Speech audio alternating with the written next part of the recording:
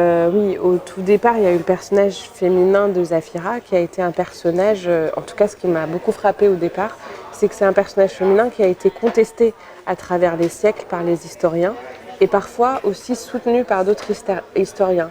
Donc ça m'a toujours beaucoup intriguée pourquoi certains historiens, depuis des siècles, ont voulu l'effacer de l'histoire et pourquoi d'autres ont voulu peut-être la créer. Je ne sais pas si elle a existé ou pas. Mais on sait en tout cas qu'il y a eu une femme qui a mené une révolte. Donc dans le film, ce sont deux femmes. Voilà. Donc cette question de l'effacement des femmes, cette question aussi de fantasmer les femmes, c'est-à-dire dans l'histoire, d'avoir besoin qu'elles existent aussi. Donc sans jugement. Voilà, c'était intéressant de se placer dans ce nœud-là. Et autre chose aussi, c'était tellement nécessaire et tellement important et une opportunité extraordinaire de quitter et de s'affranchir de toutes les questions de faire des films qui concernent seulement la période coloniale, seulement la période de la guerre d'Algérie ou seulement la période contemporaine sur des questions socio, religieuses. On a envie de se défaire de tout ça, de s'affranchir de tout ça et d'aller chercher ce qu'on n'a jamais vu, ce que les Algériens n'ont jamais vu et qu'ils ont absolument besoin de voir pour se construire, c'est leur profondeur historique et culturelle. Et je trouve que la période du XVIe siècle, c'est une période qui montre combien l'Algérie a été un pays qui s'est fondé sur la mixité, sur la richesse méditerranéenne, subsaharienne, africaine, tout ce mélange. Et c'est une des périodes, comme d'autres, fondatrices de l'identité et de la culture algérienne.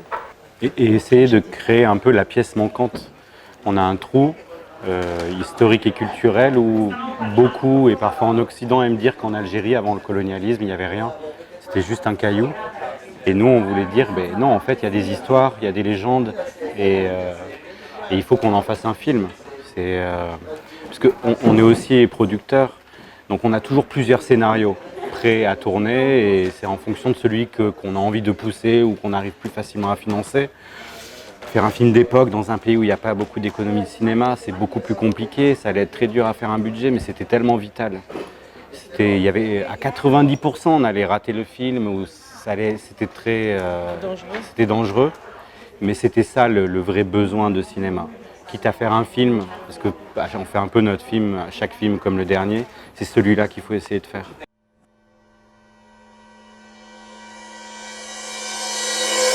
Mais je crois que c'est des choix qui nous ressemblent, c'est-à-dire on aime aller chercher là où il y a le souffle de vie, là où il y a l'humain l'humain et là où il y a aussi le plaisir de raconter une histoire, comme on raconte à des enfants ou à des enfants adultes. C'est-à-dire, oui, c'est une histoire de fratricide, c'est une histoire d'amour, c'est une histoire d'hyper-désir impossible. Donc oui, il va y avoir de la chair, du sang, de la sensualité. Ça, je ne saurais pas trop vous dire. Je pense que ça nous ressemble, ça ressemble à nos désirs de ce qu'on a envie de raconter. Et après, il y avait aussi la beauté d'Alger, à laquelle on croit beaucoup, qu'on a découverte aussi grâce au film, dans nos recherches. Toute cette beauté qu'on n'a jamais vue et qu'on a exploré avec délicatesse, grand intérêt. Ça a été absolument passionnant comme découverte de couleurs, de raffinement. Et ça aussi, on avait envie de le montrer, oui. Et ouais, donc oui, c'est vrai que nous, on aime aussi beaucoup travailler le corps. Adila est danseuse. Donc on travaille aussi pas mal avec des chorégraphes, que ce soit le chorégraphe de combat, comme une chorégraphe de danse avec qui on a mis en scène la scène finale entre Barberousse et la reine Zafira. Il y a cette envie de travailler la matière des corps. C'est du cinéma, mais au final, le travail fait avec le chef opérateur, Shadi Chaban, a un côté très pictural. Mais moi, à la base, je m'estime plus comme un sculpteur des corps, d'aller chercher la matière. Et on a une époque médiévale, donc énormément violente. En Europe, à ce moment-là, c'est l'Inquisition. Donc on est dans des systèmes autoritaires, pour ne pas dire des dictatures. Et on avait aussi envie de montrer qu'en Algérie, à ce moment-là, on est dans un système très démocratique. Il y a une monarchie, mais c'est républicain, on vote. Et à ce moment-là, il y a l'invasion espagnole, et puis il y a les corsaires, et on se bat, c'est de la survie.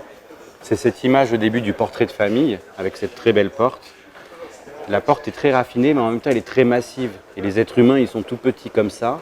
Et il y avait ce côté un peu de montrer l'être humain qui est un petit rien à l'échelle du temps, ces êtres humains qui se battent avec des épées, c'est presque stupidement, je dirais, faire la guerre au milieu de blocs des montagnes qui sont là depuis l'ère géologique. Il y a ce côté comme ça, la fragilité de l'être humain face à la grande histoire et face à la géologique.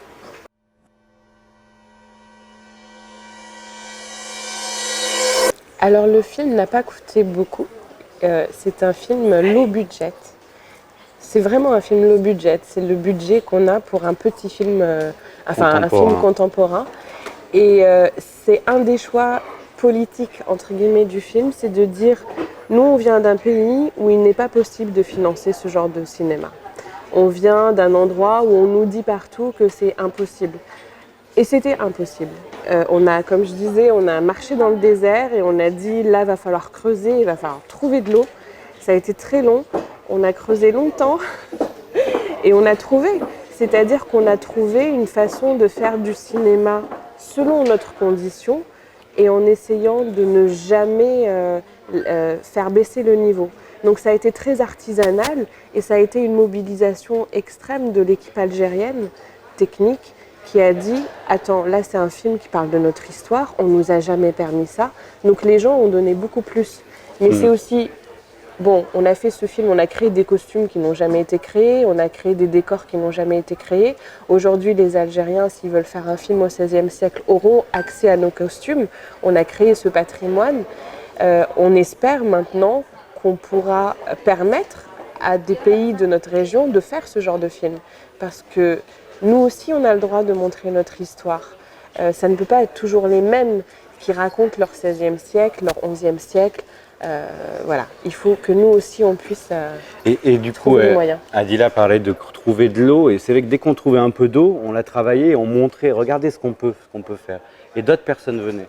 Donc il y a une mobilisation, on va dire, extrême des Algériens. C'est-à-dire que même Adila était avec le créateur de costumes pendant un an à travailler, et Jean-Marc Myrté, et moi j'étais avec la set designer Feriel Gasmi sur les costumes, les objets. On était là tout le temps pendant ce film, ces 7 ans de travail, mais on a eu progressivement des gens d'autres pays qui sont venus et qui ont cru avec nous. Que ce soit notre coproducteur français Patrick Sobelman d'Agat Film, il y a eu les fonds du Moyen-Orient, de Film Institute, le Red Sea Fund, AFAC au Liban, on a eu une coproduction taïwanaise. Donc il y a eu comme ça cette énergie très internationale pour faire ressurgir quelque chose qui n'avait jamais existé. Et ça a été long, très souvent des périodes très critiques, il y a eu le Covid. Le Covid, on avait commencé à tourner le film, au bout de 2 jours, on a dû arrêter parce que les frontières, le monde s'est arrêté. On a dû attendre 1 an et demi, on était déjà endettés, il a fallu retrouver de l'argent. Mais tout ce temps-là, on a continué le travailler pour arriver à faire le film. Et il y a un côté, au final, très famille, malgré tous ces pays, de gens qui ont été passionnés par cette histoire et qui voulaient porter cette histoire sur le grand écran.